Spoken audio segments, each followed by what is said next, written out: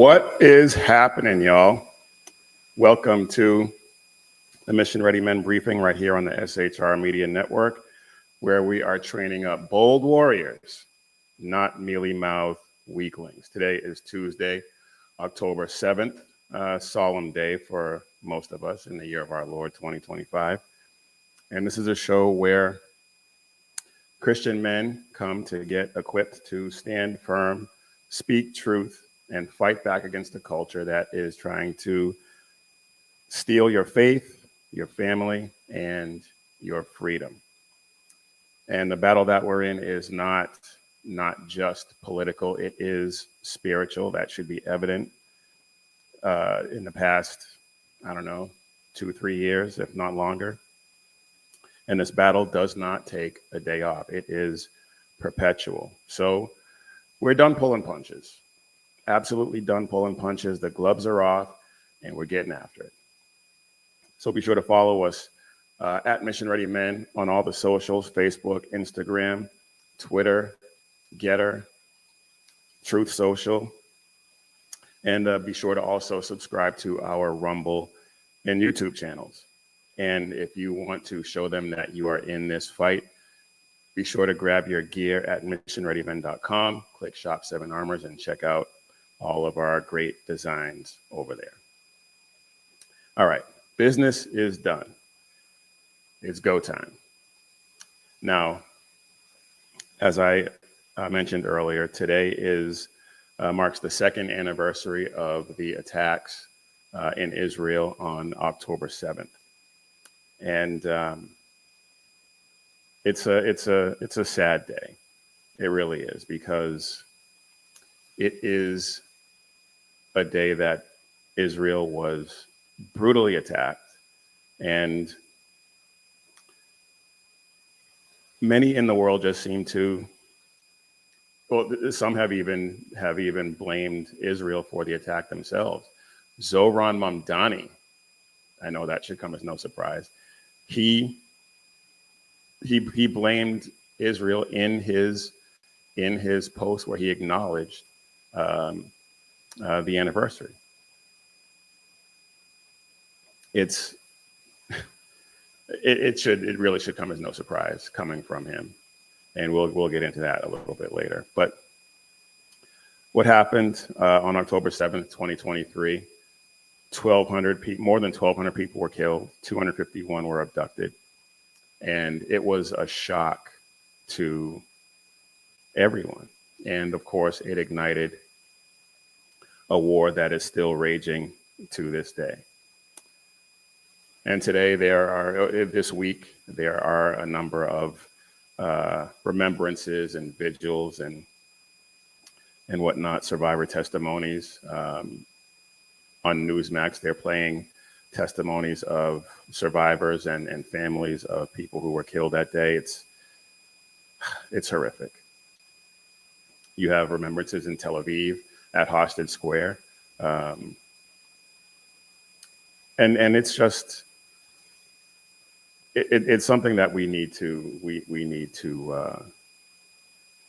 really acknowledge. And we're going to get into some of the other stuff surrounding it a little bit in a few minutes.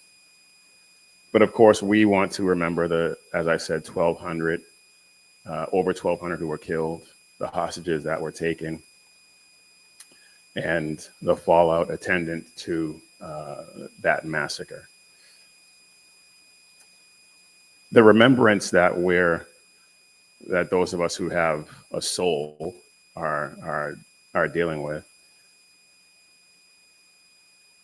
it requires action. It requires action. And there are negotiations going on right now that they're hoping will change the calculus in this situation. President Trump came up with a 20-point plan, and I have my issues with it.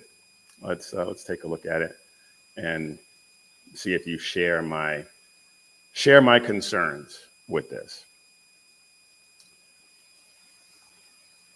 he came up with this 20-point plan. Gaza will be Gaza will be de-radicalized, terror-free zone that does not pose a threat to its neighbors. Okay. It will be redeveloped for the benefit of the people of Gaza who suffered more than enough. Okay, sounds good enough. If both sides agree to the proposal, the war will immediately end. Israeli forces will withdraw. Here's the thing. The people Israel are fighting against, they're Islamic terrorists. And they have a doctrine called taqiyya, which allows them to lie in order to further the cause of Islam. And they've done this before. There have been peace plans before that they've agreed to, and then almost immediately, reneged on.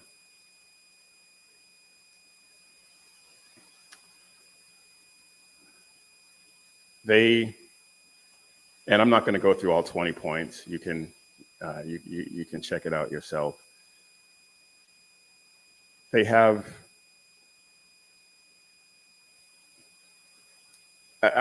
I'm just going to come right out and say I don't buy it. I don't buy it for a second. I don't believe that they are sincere in their desire to end this conflict for a second. Their entire existence is predicated on the eradication of Israel. It's predicated on the complete wiping Israel off the map. And we're supposed to believe that now all of a sudden they're going to agree to this. I don't buy it. I don't buy it. I think Benjamin Netanyahu is smart enough not to buy it, but I think he's kind of, I don't want to say backed into a corner, but I think he's reading the landscape and going along with it for the time being. I think he understands that this is probably a lot of wishful thinking on President Trump's part. He thinks that because he's brokered all these peace deals, that this one is going to be no different. I think his ego is getting the better of him a little bit, and I think that he's thinking he can negotiate anything. But this has been a conflict that has been going on for thousands of years, and it's going to take more than 7 months in President Trump's name to bring an end to it. I hope he's right. I really do. But history tells us another story. And the other thing that this plan does, it doesn't explicitly call for a two-state solution, but that's effectively what it does. And a two-state solution with Israel and so-called Palestine can't work. It just can't. There's too much animosity, and there's too much of, I mean, it's in their charter. They want to wipe Israel off the map.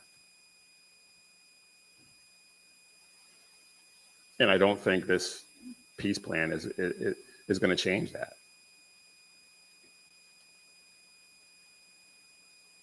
Netanyahu and his government, they've accepted this with some caveats.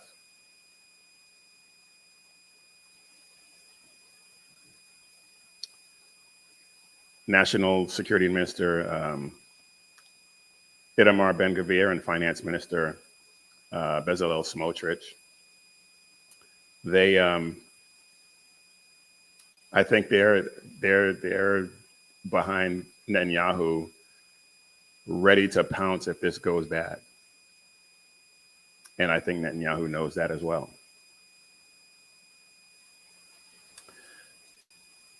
They're reporting that Hamas is split over disarmament and giving up control and all that. I don't buy that for a second.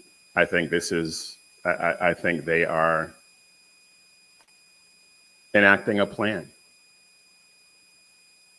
I think that they are enacting a plan, and the culmination of that plan is going to be some devastating results if they are allowed to get away with it. But the best case scenario is that Hamas disarms, which they're not going to do. But just for the sake of argument, the best case scenario, they disarm, they bring the hostages home, and the remains of the hostages are released. The IDF pulls back, as is required by this peace plan. And the aid that has been stolen by Hamas actually flows. And the policies that are put forth in this plan actually work. I mean, that is the best case scenario. As I said, I have been around long enough. I have been watching this long enough. I have read enough about this conflict over the years to know that it's probably not going to go the way they want.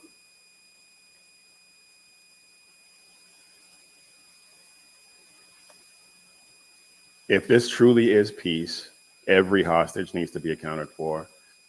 There needs to be verifiable disarmament, and all of Hamas needs to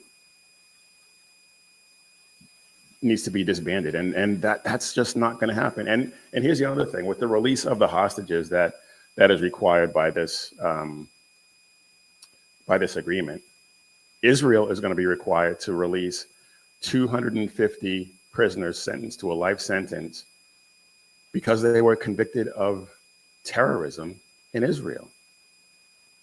And then 1,700 more who they couldn't prove were terrorists, but are very likely terrorists, at least a good percentage of that 1,700. So Israel's going to get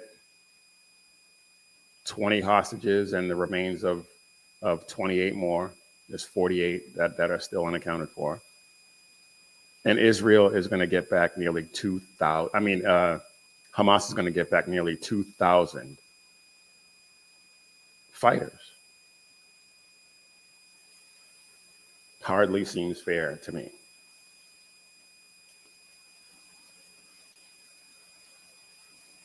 I am skeptical, to say the least. And anyone with two functioning neurons who has been paying attention to this conflict over the years should probably be just as skeptical. And if you're not, then you're either naive or just engaging in some very wishful thinking.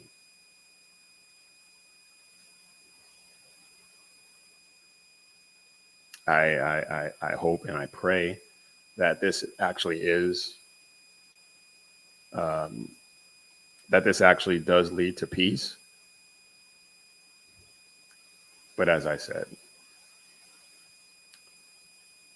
I'm skeptical.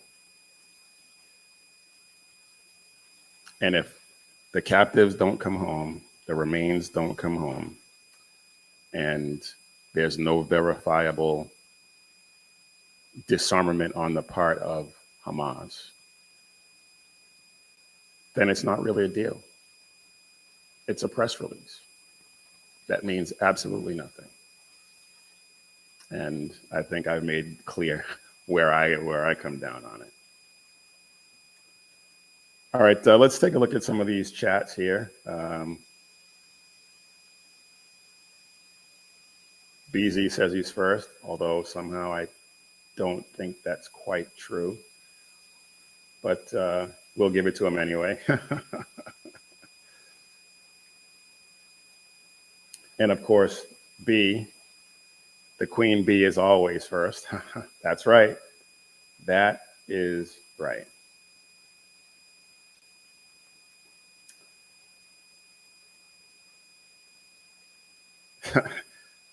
Sackhead Sean says, it's different this time. They turned over a new leaf. They're born anew. No, wait. That's not them. I was watching the wrong group. Yeah, that's true.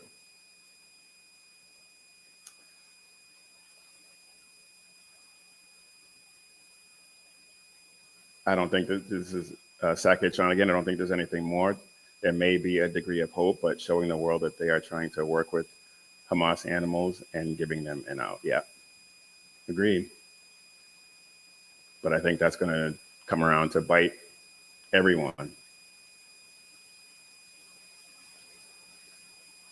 BZ, why do Western civilizations keep hitting themselves in the head with regard to Islam, thinking Islam will... Agreed. I know, BZ. And I have another story that I just came across as I was getting ready to go on. So I'm going to talk about that a little later, but it does relate to Islam. All right. Thank you all for being in chat. I appreciate it. I want to move on to the shutdown nonsense that's still going on. We are in day 7 of this shutdown, and the clowns are still running the circus. I know, I know. Hard to believe, but it's true. And the Democrats, the left, they're saying that Republicans are holding the government hostage, but the ransom note has their signature on it. They want $1.5 trillion in new spending and expanded health care for illegal aliens. Because I guess if you cross the border illegally, the least we can do is pay your copay, right? Cover your health care costs. Seems legit. The Republicans, they passed a clean CR, but the Democrats' counterproposal, and we've talked about this before, they want, like I said, $1.5 trillion in new spending. And they want to restore tax credits for illegal aliens, reimburse emergency health care for emergency care for illegal aliens. And I want to take a look at there's a lot to get to, but I want to play this clip of Senator Kennedy, and he is always good. It's a fairly long clip, but I just want to play a little bit of it because Senator Kennedy is always good. Is always good for a good soundbite. Check this out. Basically, President Trump just said, we want you to take some stuff out of the budget that we think is wasteful. And we did. And that upset the Congresswoman. She's entitled to be upset if she wants to. But that really upset the socialist wing of the party. And so we took out, and here's what they want us to put back in. We found that under President Biden, they were spending $3 million for circumcisions and vasectomies in Zambia. We took that out. The Congresswoman says, we're going to shut down government until you put that back in.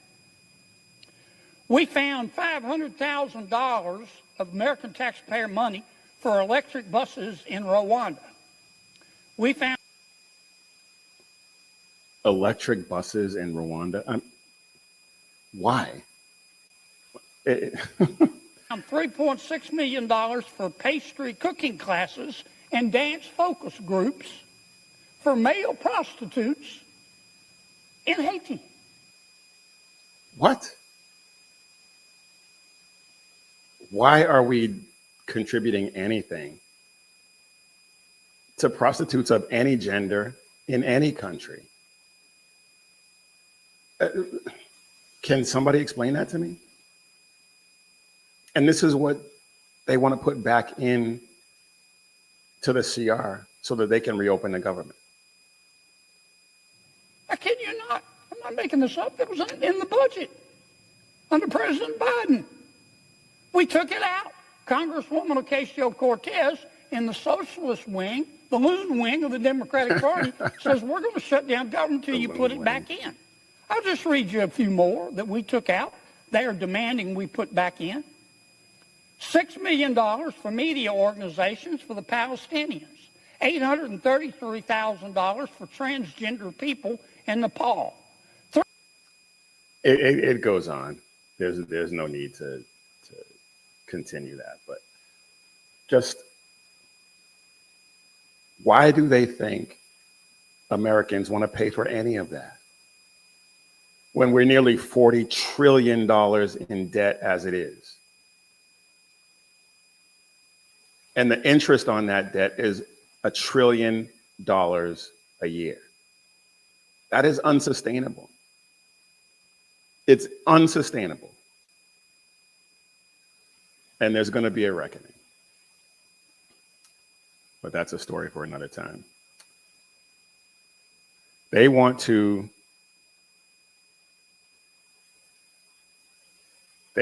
shut down the government, not to fix what's broken, but to fund it for everyone except American citizens.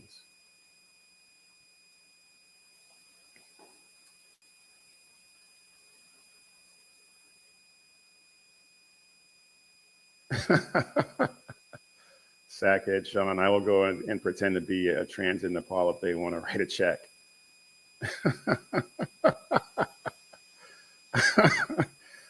Oh, I can only imagine what's required.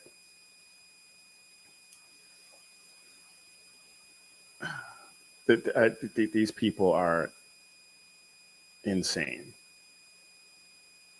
And the fact that they want to spend all of our money on everything but Americans is demonic.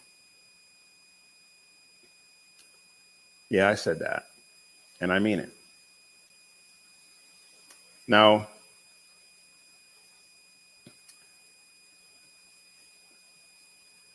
when conservatives, Republicans talk about all of the things that the Democrats want to put in this bill, they say that it's a lie. Hakeem Jeffries has said repeatedly, it's a lie. But we have receipts.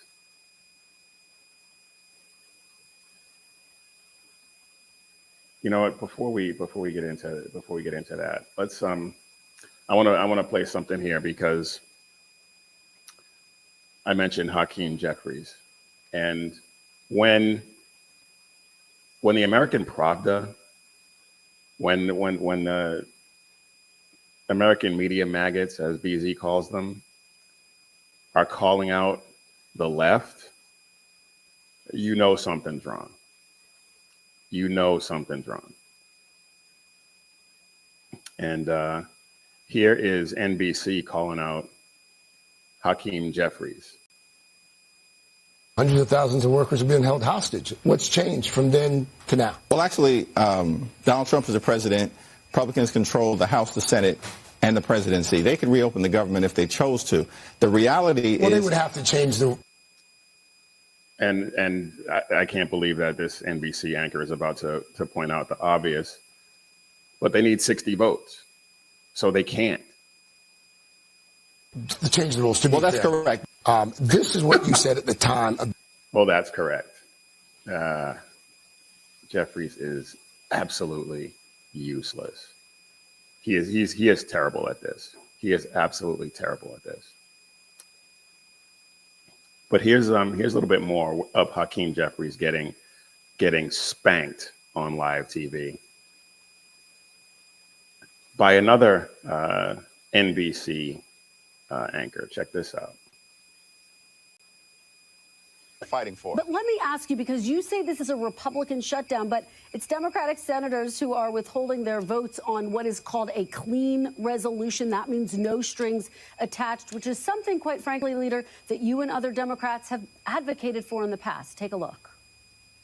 You do not use the threat of shutting down government to try to advance your policy agenda. First thing that the House has to do is pass a clean 6-week CR. A continuing resolution that is at the fiscal year 2023 levels is the only way forward.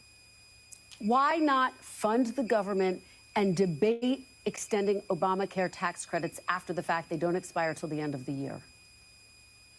Well, what we've called for is a bipartisan negotiation where Democrats and Republicans can sit down in good faith, reopen the government, pass a spending bill that actually improves the quality of life of the American people in an environment where the cost of living is already too high. Republicans promised to lower costs on day one. Costs aren't going down, they're going up. And if these Affordable Care Act tax credits are allowed to expire, premiums and healthcare costs are going to skyrocket. And America is already too expensive for the American people because of the Trump failed policies, the Trump tariffs, and this will make things worse. So we just want a bipartisan negotiation that addresses the healthcare crisis at the same period of time. The healthcare crisis, so-called, for illegal aliens. The healthcare crisis for American citizens was created by the Affordable Care Act and Obamacare. Sackhead Sean, free shipping on politicians from Temu if you act now.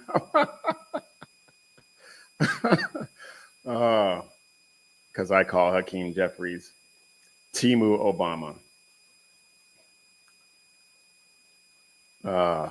This, oh my goodness. And so the issue is they say that we're lying about they say that we're lying about illegal aliens getting health care. They say that it's always been illegal, that illegal aliens are not eligible for Medicare, Medicaid. Well, that's true. Technically, it is illegal, but it's never been enforced. The enforcement of it is weak. And so if the laws were actually enforced, which is what the weakness of the left on so many other issues, if the law was actually enforced, then they might have a point. But they don't. Conservatives, excuse me, point to the looseness of the state verification, the 1 million plus ineligible enrollees that are already on Medicaid. When they try to say that we're giving these false statements, what they really mean is that it's true, but it's just inconvenient and doesn't fall in line with our narrative. So we're just going to say it's a lie.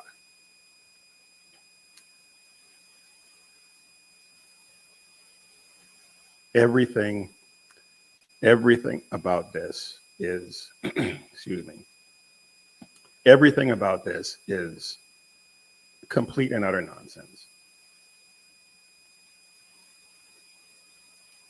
It's about the priorities of these people. And their priorities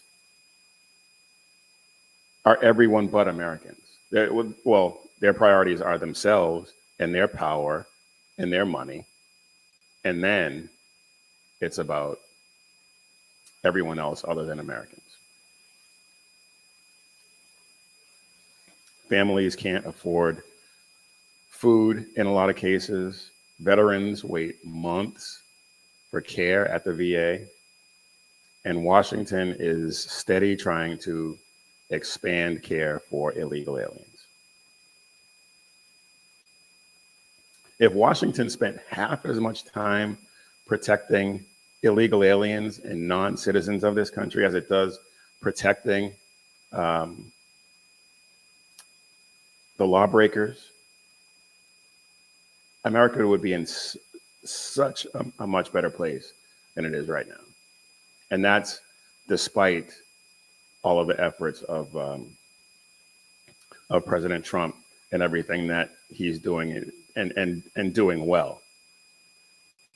Just imagine if they actually cared about Americans.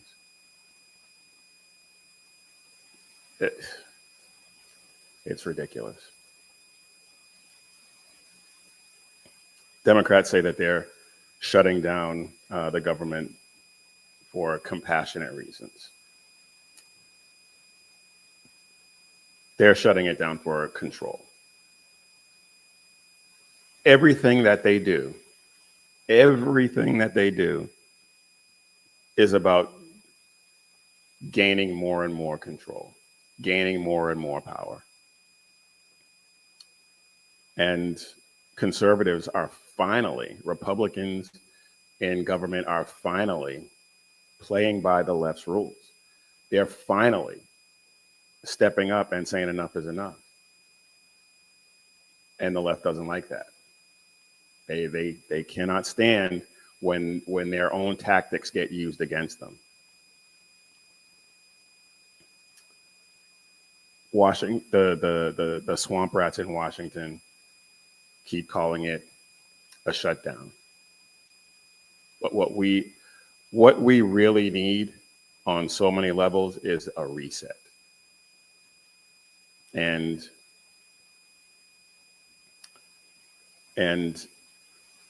restoring some fiscal responsibility. I talked about the debt. Kicking $40 trillion in the booty right now.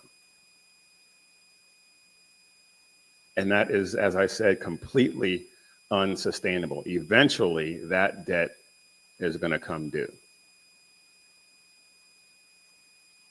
And if they don't get this under control now, that is going to be a disaster. And so I'm thankful that we finally have some Republicans up there who are at least attempting. I'm not sure how successful they'll be in the long run, but at least on this front right now, they're at least attempting to get it under control. And so for that, I'm thankful.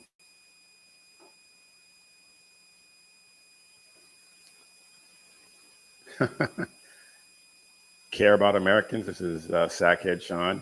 I mean, we do care about the overtaxed dollars they give us in order to run our special programs. Not probably, definitely.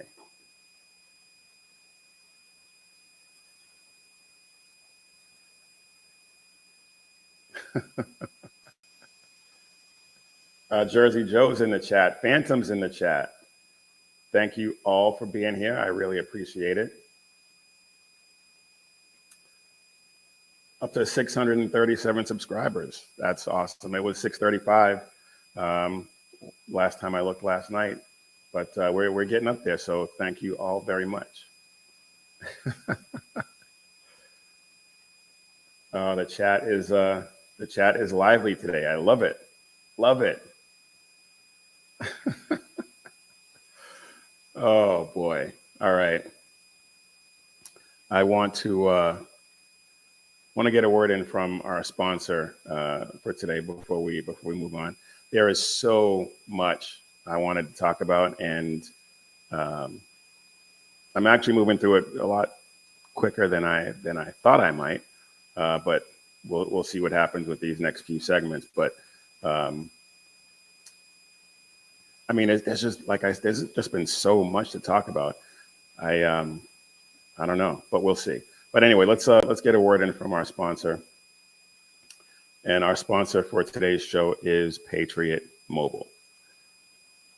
And now more than ever, your vote just is not enough. You need to make sure that your resources, your dollars go to companies that actually fight for what you believe in.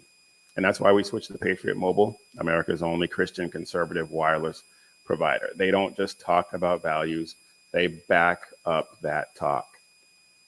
A portion of every dollar that they take in goes to pro-life, pro-family, and pro-freedom organizations.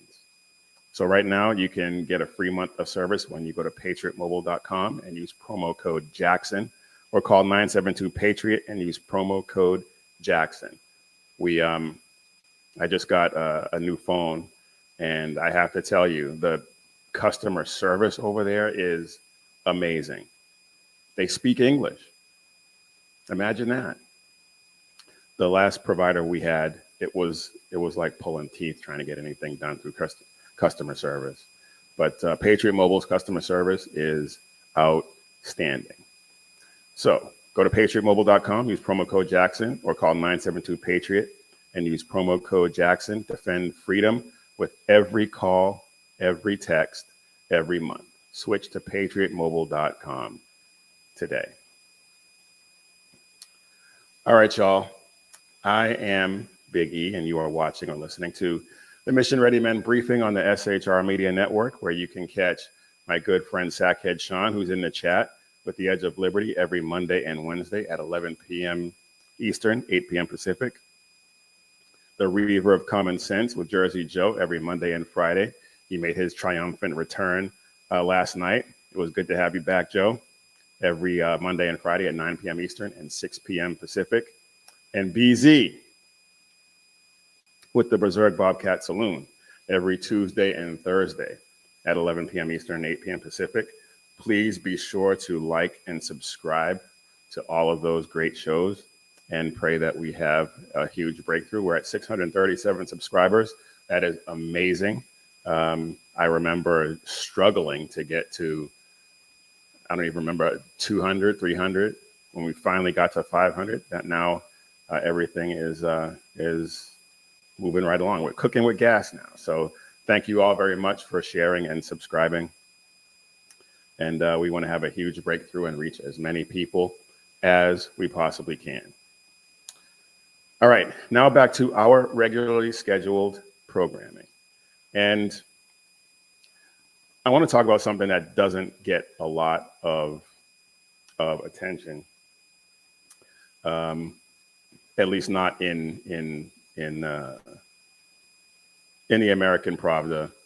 It doesn't get mentioned a lot. You'll see it in certain circles, in certain corners of the internet, on X and Facebook, and some of the other less popular platforms. But there is a genocide going on, and I'm not talking about Gaza. I'm talking about Nigeria. Back in 2018, Gatestone warned that thousands of Nigerian Christians were being slaughtered, and it went largely unnoticed.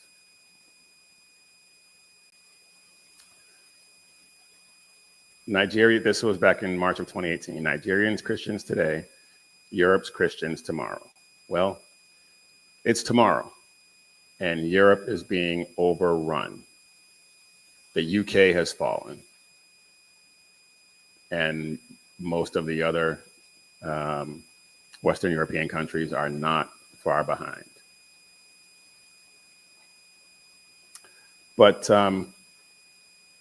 they issued this warning, and nobody seemed to really care. And now in 2025, it's only gotten worse. It's only gotten worse. Over 100,000 Christians have been slaughtered since 2009. 7,000 in this year alone, and this year is not over. This was just calculated up to the midpoint of this year. And the international community, hasn't figured out how to do anything about it. In June of this year, in Benue, up to 200 Christians were massacred in one night. In Plateau State, over 120 were killed in coordinated attacks by the Fulani militia. In Zike, back in April of this year, 40 were murdered, most of them elderly people and children. And on Palm Sunday, which actually did get more coverage than I expected it to, 56 were slaughtered while worshiping. In 2022, the Owo Catholic Church, 50 were killed. And just recently, 5 suspects were arraigned 3 years later. It's horrific what's going on over there. And what we know is what they're actually allowing us to know. Who knows how bad it really is over there? And I mentioned the Fulani militants, Boko Haram, their splinter group, the Islamic State, West Africa province. All of these are Muslim Islamic terror groups. And the government is just covering it up, excusing it, saying it's a farmer-herder conflict, saying it's land disputes, criminality, everything but what it actually is.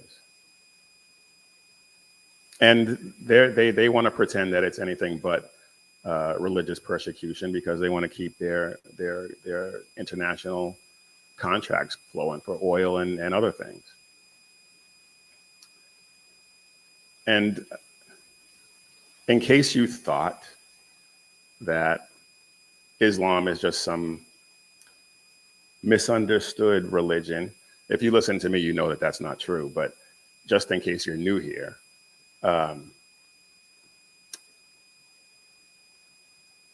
Islam is completely incompatible with everything that Western civilization stands for. And if you think I'm exaggerating, check this out.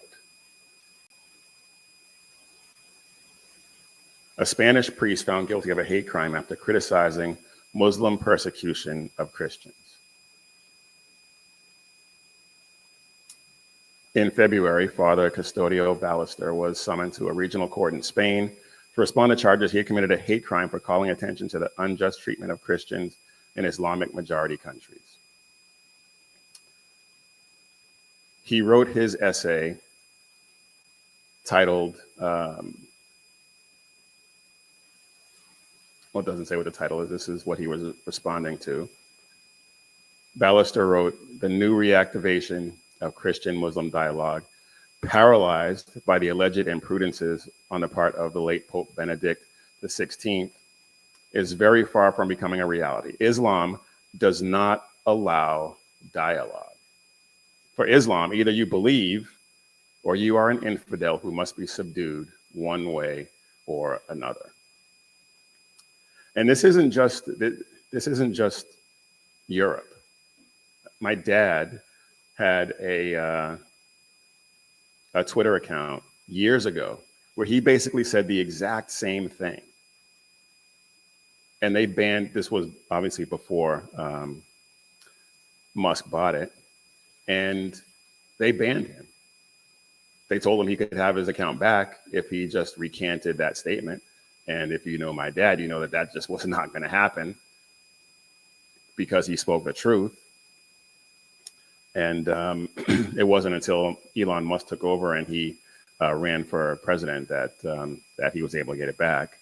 But anyway, that's a side note. But the fact is,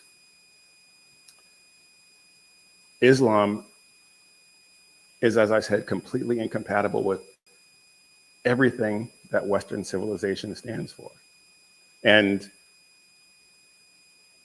the Nigerian government, who are allegedly run by Christians, by the way, they're just turning a blind eye to this.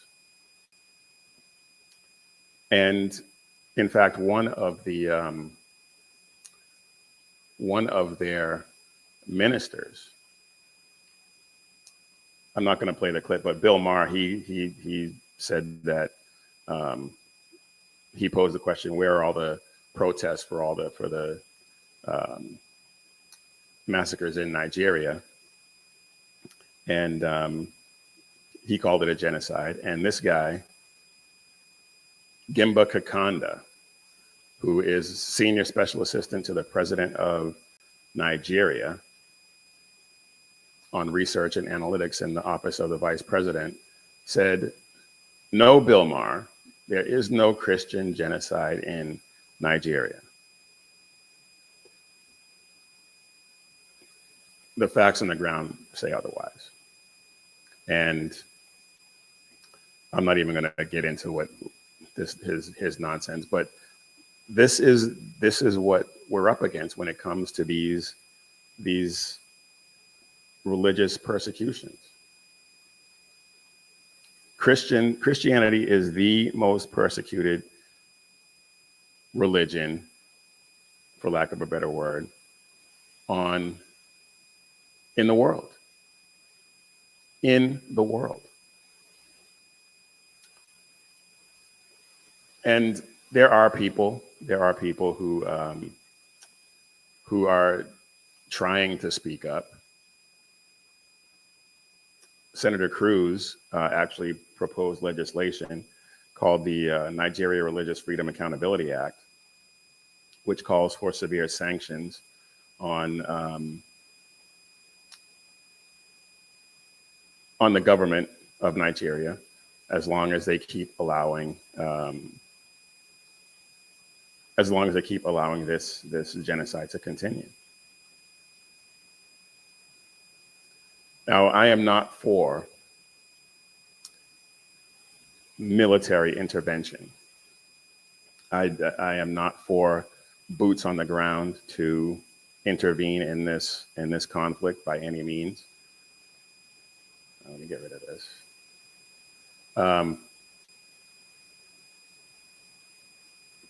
But that's not to say we can't intervene diplomatically. President Trump has made it his mission in his second term to pursue peace. So I think if he's bent on getting peace in the Middle East, then he needs to turn his attention to what's happening in Nigeria and send some special envoys over there and try and quell this conflict, this genocide. And so should the other countries, the European countries over there, who claim to be, well, I don't know if they claim to be Christian, frankly, and a lot of them are being overrun by Muslims. So I think they're running out of time to intervene in that regard. So, but something's got to be done. And again, like I said, I'm not trying to. I don't want to send our military over there to deal with it. But something needs to be done. The international community needs to do something. And that may be wishful thinking on my part, because we know how much most of the international community hates Christians. So I don't know. But the numbers are staggering. This is not an exaggeration for to be dramatic in any way. I mean, in 2018, 6,000 Christians were killed in the first half of the year. In 2025, this year, over 7,000 have been killed. And we don't know what that number is going to be like when the year is finally over.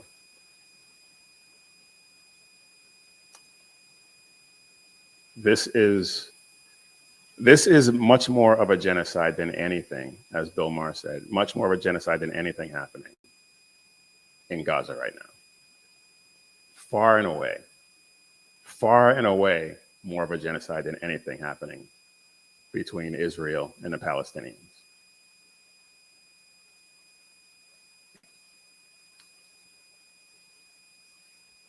Nigeria, the government, that guy that whose article I showed you said that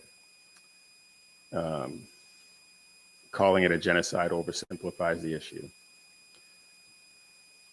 And some of the excuses that they come up with say that it's about climate change. Climate change, really.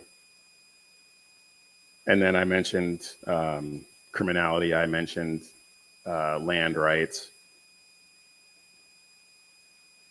But climate change, really? They will blame anything and everything on climate change, it seems like. When I first read that, I couldn't believe that was what they were going with. Climate. These people are absolutely ridiculous.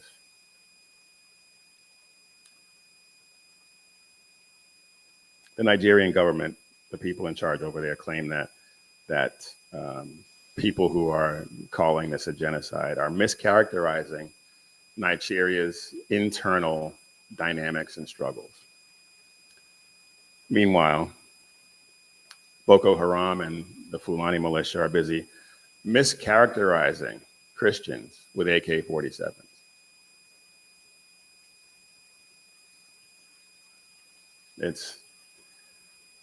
It's utterly ridiculous and sad, and we need to call attention to it. Something needs to be done. And again, I just want to make sure that I make this clear, perfectly clear. I am not saying to send our military over there to liberate the Christians, wipe out Boko Haram, the Fulani militia. That's not what I'm saying. That's going to be on, militarily, that's going to be on Nigeria's government to do that, if they're so inclined, which doesn't seem like they are. But we need to pray for those Christians over there, that something happens that brings an end to this genocide. The blood of Nigerian Christians has soaked the ground in Nigeria for years. And all they can do is say that it's a complex issue. They say silence equals consent. The world's silence is basically co-signing another genocide.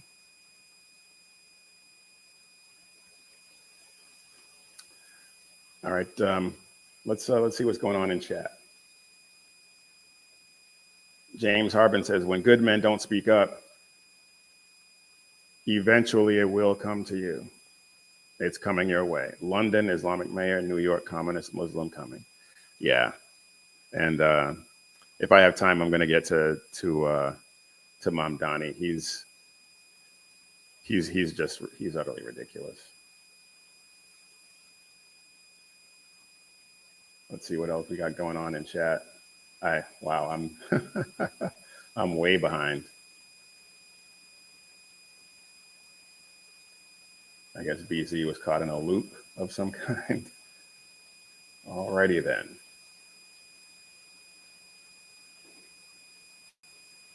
Imagine that, a huge percentile of global problems circling back to Islam.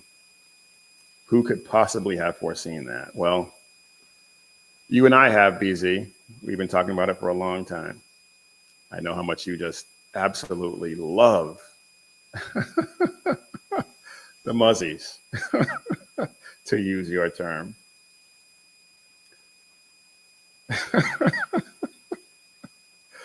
It's funny every time. Yes, I know. I'm slacking on the chat. My apologies. But anyway, I want to talk about something else because I have a little bit more than half an hour left, and this one, there's a couple I want to get to, and I'm going to try and motor through this.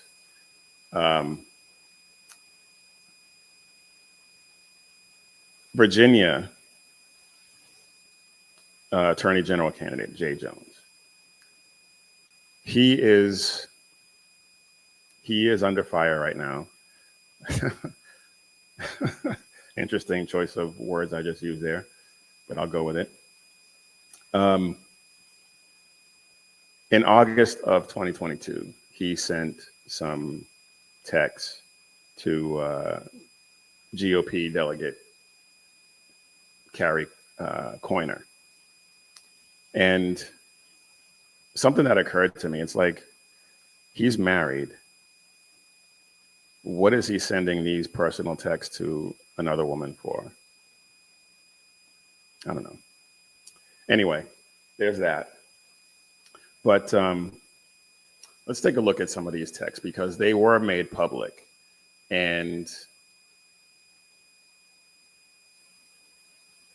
the fact that now that they're out, this is completely disqualifying for this guy.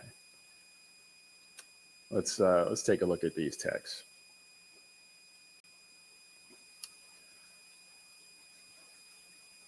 Here he is. He's talking to as I said, Carrie Coiner. And he's trying to say that he's trying to understand the Republican mindset. And she calls him out for talking about hoping that Jennifer Gilbert's children die. Jennifer Gilbert is the wife of Todd Gilbert, who is the I don't know if he still is actually, but he was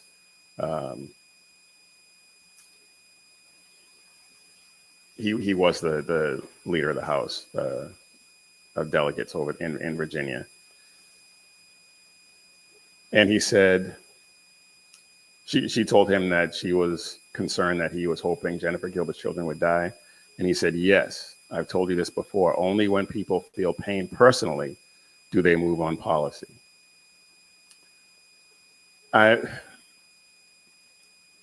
This guy is sick and doesn't belong anywhere near the levers of power in Virginia or anywhere else. I mean, this is demonic stuff we're talking about here. He says, do I think Todd and Jennifer are evil and that they're breeding little fascists? Yes. Wow. And he goes on. There's another text where he says, he's talking about if somebody dies before him, Republicans, he would go to their funerals and piss on their graves and send them out awash in something. And then he says there's 3 people, 2 bullets, Gilbert, Hitler, and Pol Pot. Gilbert gets 2 bullets to the head. Spoiler, put Gilbert in the crew with the 2 worst people you know, and he receives both bullets every time. And Carrie Coiner is finally realizing that this guy is a lunatic. And I mean, how do you respond to that? How do you respond to that? He's expressing some remorse. He's expressing some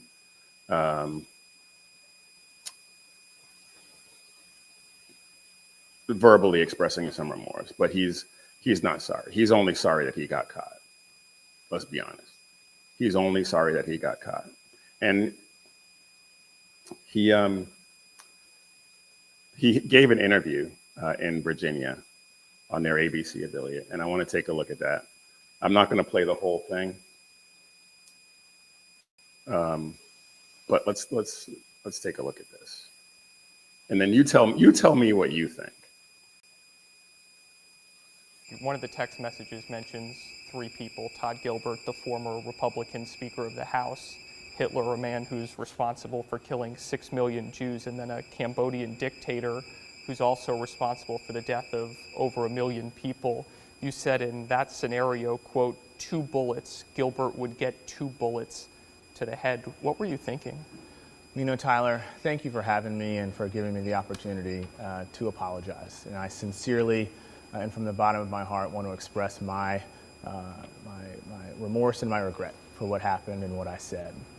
That language has no place in our discourse, and I am so remorseful for what happened. I actually reached out to Speaker Gilbert this afternoon to apologize. Does this look like the face of someone who actually regrets anything? I watched this whole interview and I did not get that at all.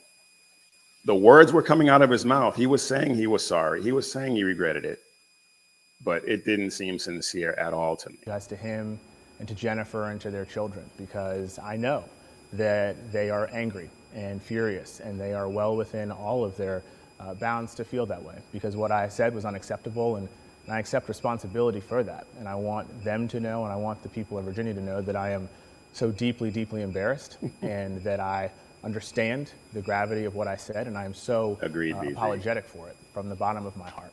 In this election, you're asking Virginians to vote for a man who compared his political opponents to mass murderers. Isn't that type of rhetoric disqualifying for someone who's seeking statewide office here in Virginia? Well, the rhetoric has no place on our landscape. Yeah, you said that. Came out today, says after those text messages were sent to Carrie Coyner, you picked up the phone and called her. You said, according to the article, I'm quoting, Gilbert's wife could watch her own child die in her arms so that Gilbert might reconsider his political views. Did you say that? Bottom line is that the language is unacceptable. And again, I deeply, deeply, deeply wish that it hadn't happened. I have spent the entire day really... Yeah, whatever. If you expressed the desire to see a woman watch her children die, you have forfeited your right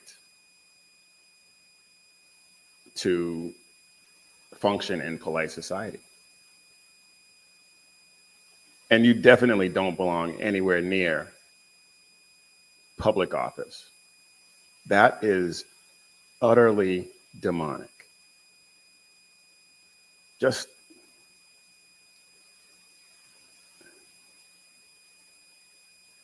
He issued a statement saying that he regrets the tone of his remarks.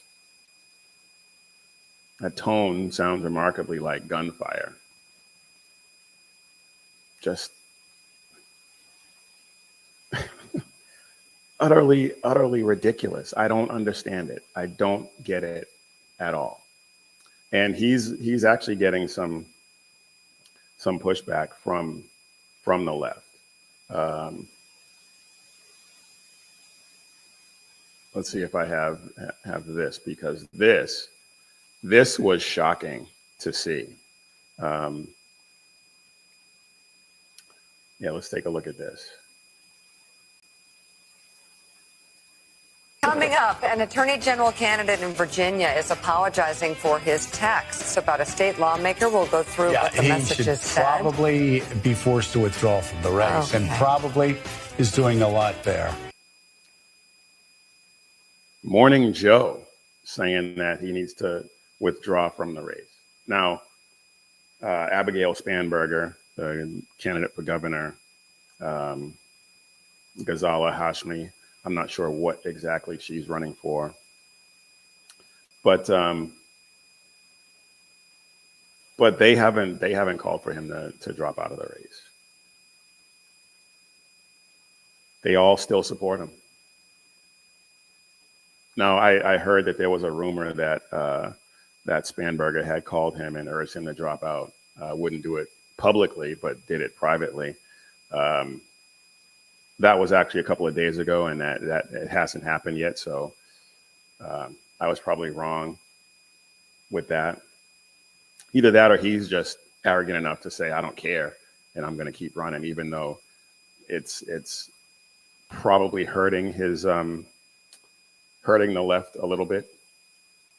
The governor's race is tightening. Spanberger was crushing Winsome Earl Sears a while back, but she's made a few blunders that have tightened that race to, if it's not within the margin of error, it is closer than it's been. And I had almost written off Winsome Sears because she was just so far behind. But as they often do, they shoot themselves in the foot. Another interesting turn of phrase. Oh my goodness! But when you have people like Morning Joe and other leftist pundits, even though it's not coming from the political class, but the pundits are saying that he needs to go, you've pretty much lost the plot. You have lost the plot. And let's not make any bones about this. This was not some slip. This was not a slip up. The violent fantasies like that you don't just slip up and text things like that. If he had come out after one of those things and said, you know what, I let my emotions get the best of me, that's not what I meant, and had left it at that, okay. But he doubled and tripled down on it. Doubled and tripled down. And he's also, I found this out after looking into this, he's also one of the people responsible for getting a police lieutenant fired for donating $25 to Kyle Rittenhouse back in the day. Yeah. He got that lieutenant fired.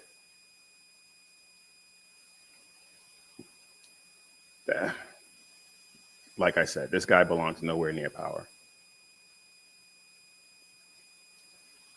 But this is a pattern of the left. Let's just go back just a little bit. Chuck Schumer threatening Kavanaugh and Gorsuch, told them that they wouldn't know what hit them. Madonna thought about blowing up the White House. Johnny Depp, when was the last time an actor assassinated a president? Maxine Waters, get in their faces.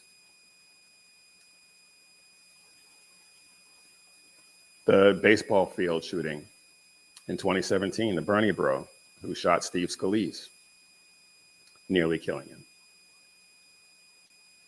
Assassination attempt on Kavanaugh, probably as a result of Schumer's words and all the other inflammatory rhetoric that the left has used against conservatives.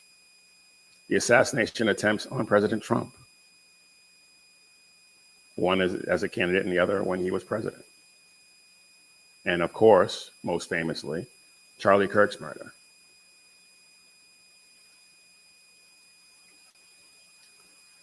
Words have consequences. And the left's words, their consequences come with a body count.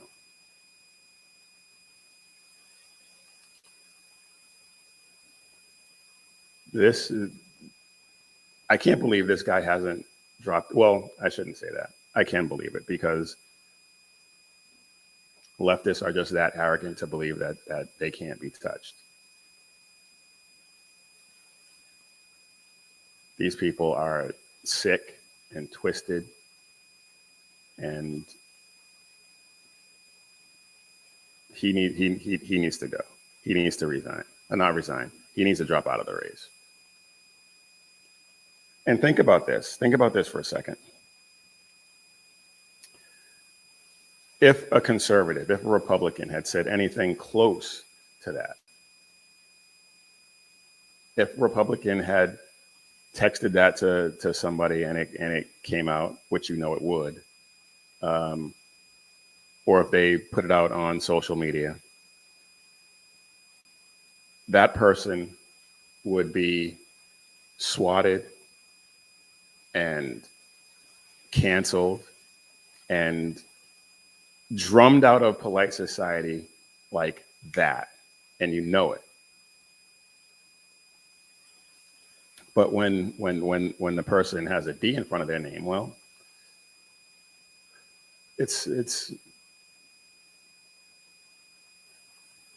a non-story, apparently. Now, in this case, it's blown up a little bit, but he's still in the race, so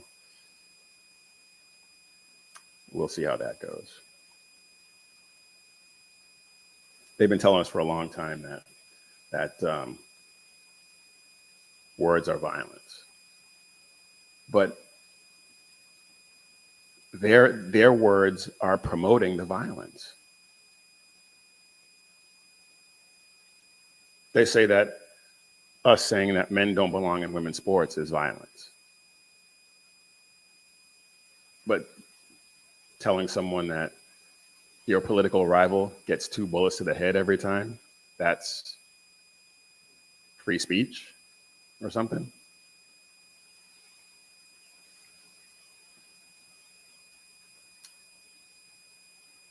These people are, they need Jesus is what they need, because nothing we say is going to convince them that what they're doing is completely and utterly evil and insane. So we'll see how that goes.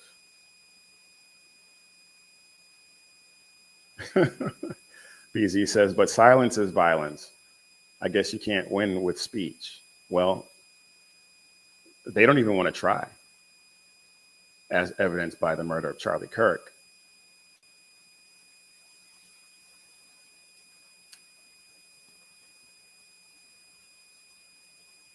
James Harbin says that would be BS too. He only cares he got caught, and he still doesn't care. He wants the top job to destroy America. Well, yeah. These people are all about their ambition. And for the longest time, anything that they ever say doesn't mean anything because they get away with it. Anything that they say, most of what they do, they get away with it. And so they think that they can just act with impunity, speak whatever evil they want to, and it's all going to be fine because they're going to, the American Pravda is going to run cover for them.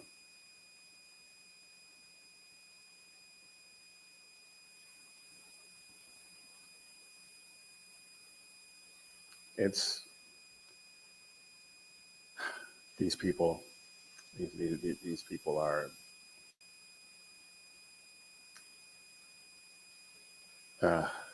yeah, they're an abomination. Period. No other way to put it.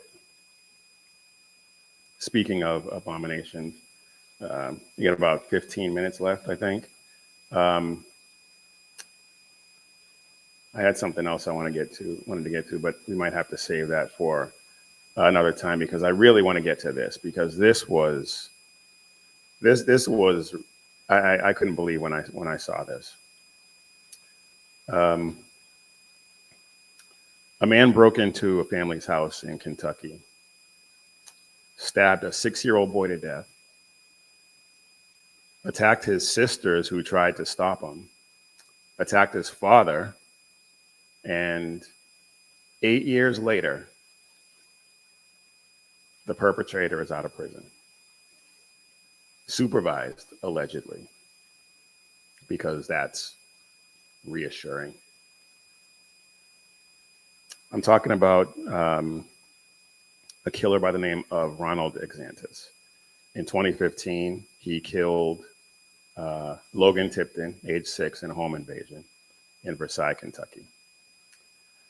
He was found not guilty by reason of insanity for the killing, but guilty but mentally ill on 2 counts of second-degree assault and 1 count of fourth-degree assault. Sentenced to 20 years in 2018 and released just this month under mandatory reentry supervision. What does that mean?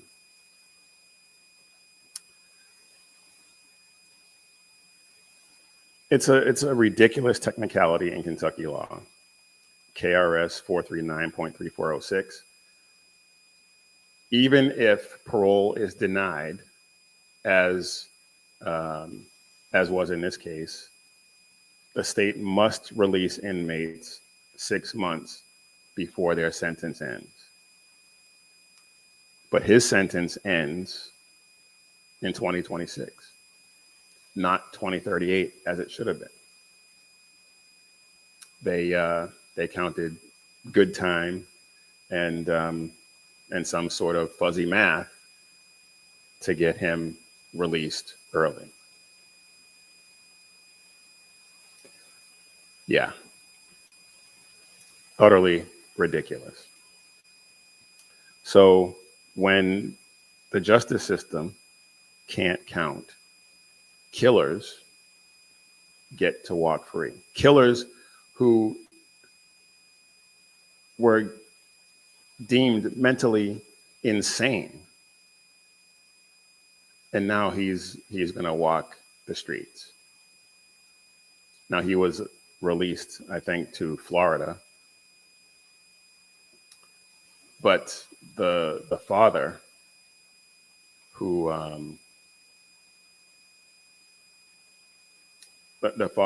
lost his son in this horrific crime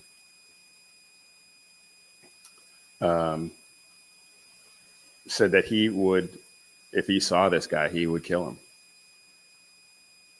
And again, I'm not advocating violence, but I would completely understand. It reminds me of the guy in Louisiana who shot and killed the man who killed his son. And I talked about that before. You can look that up. He was in an airport being brought to town by the U.S. Marshals, I believe, and blew him away. I didn't blame him for that either. But let's take a look at this, because this was an interview that he did, that the father did, or that the family did, when they found out that he had been, the guy who tore their family apart had been released. He stood up with me on top of him, just stood up and threw me 10, 15 feet across the room and went after her. Dean Tipton says December 7th, 2015 is a night that changed his life. He says his children woke him up. He then found a man attacking his children. And when I got to the top of the stairs, he attacked me. He come at me with the knife. The night took a tragic turn with the loss of a life, his 6-year-old son, Logan. Dean says immediately after Logan's death, he lost his will to live. I laid in bed. I gave up. I gave up on life. I gave up on my family. I gave up on everybody. I just wanted to die. In the years since, the family has done their best to cope, but mentions they are mentally and emotionally scarred. And they are hurt that Ronald Exantis will no longer be behind bars. Everybody deserves a fighting chance to have justice for them, and it's not. I've had my talks with God, because I'm not afraid to tell you all. I told the court, if I ever cross paths with him, I will kill the man. I will kill him where he stands.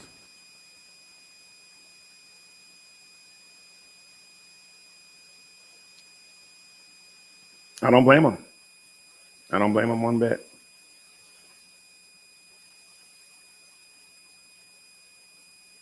I mean, I do not understand how this guy is out. He was deemed mentally unfit. He was diagnosed with schizophrenia, I believe, allegedly. How, I can't wrap my mind around what legal wrangling they came up with to allow this guy to walk the streets. And yeah, they say it's supervised, but so what? So what? The way he killed that little boy,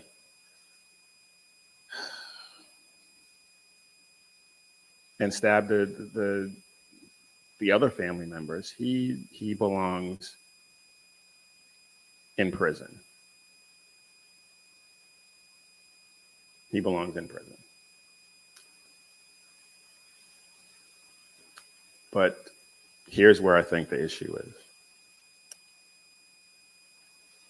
Imagine if the family had been black and the killer had been white.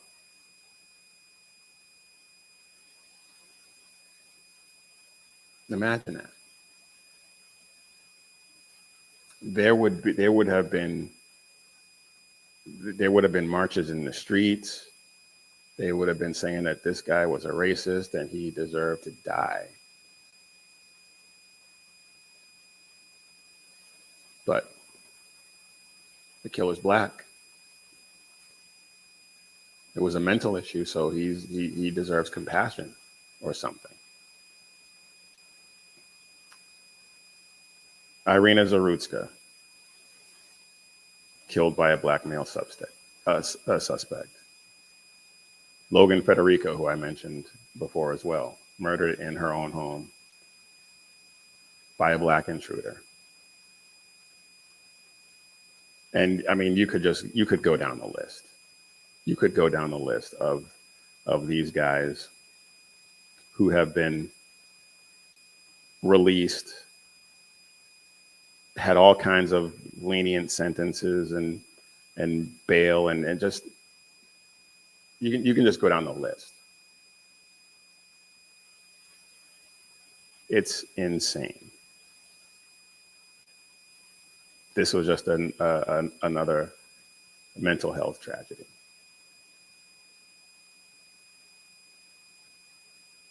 But as I said, if it had been the other way around, the judges and prosecutors would have brought the hammer down. You know it, and I know it.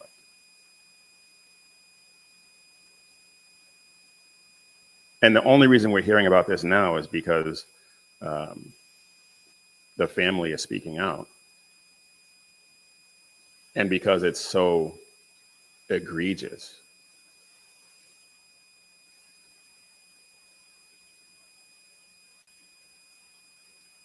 We've turned mercy into a mockery.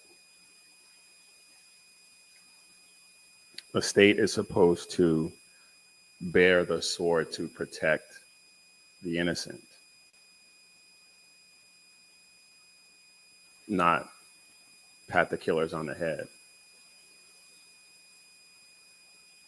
or on the shoulders as if they were being knighted.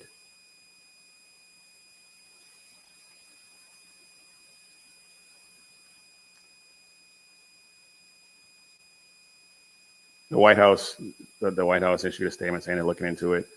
I don't think it needs to go that far. I mean, yeah, they should be aware of it, but I don't think they need to intervene. I don't think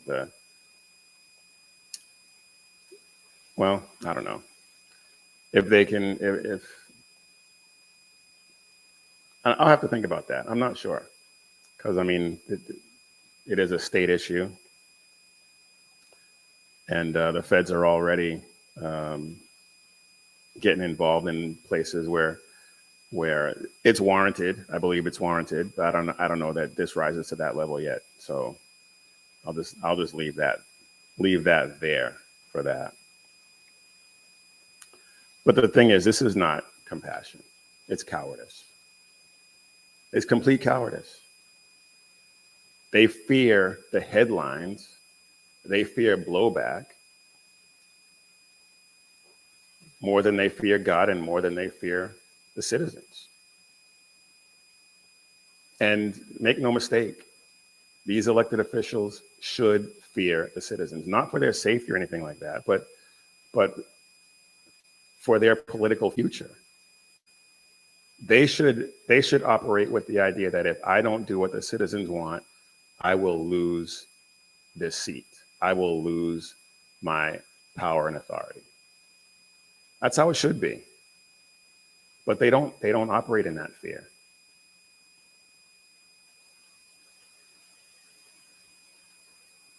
They don't operate in that fear, and they really need to. Every time the system coddles a killer like this, another family pays the price. Another family realizes that justice for all doesn't mean for them. And justice without any accountability, like we're seeing here, is surrender.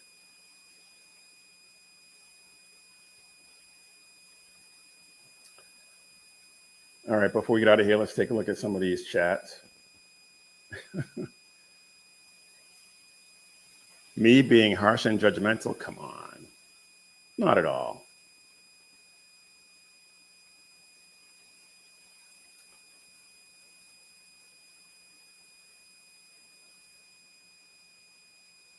Yeah, there would be riots all across the country.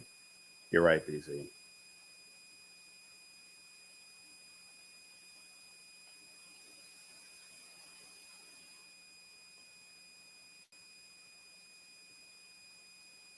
Yeah, BZ's dog is having a seizure. So yes, BZ, thanks for being here. Go take care of the pup. He is more important. Absolutely. All right, y'all. That's all I got for you. I had a few more stories I wanted to get to, but that's all I got for you this time. I will try to keep making each show better than the last. If any of what I said hits home for you, please take a second to like and subscribe and share this show with everyone that you know. We're not just here to opine. We're not just here to voice our opinion. We're here to spread the gospel of Jesus Christ and carry the banner of faith, freedom, and hope for the future generations. And if you want some cool gear, head over to missionreadymen.com. Click Shop 7 Armors. Check out all the great designs that we have over there about bold faith, true grit, and unapologetic patriotism. And as always, when seconds count, the police are only minutes away, but the Lord is right there with you. So keep your prayers going up and your head on a swivel. God bless.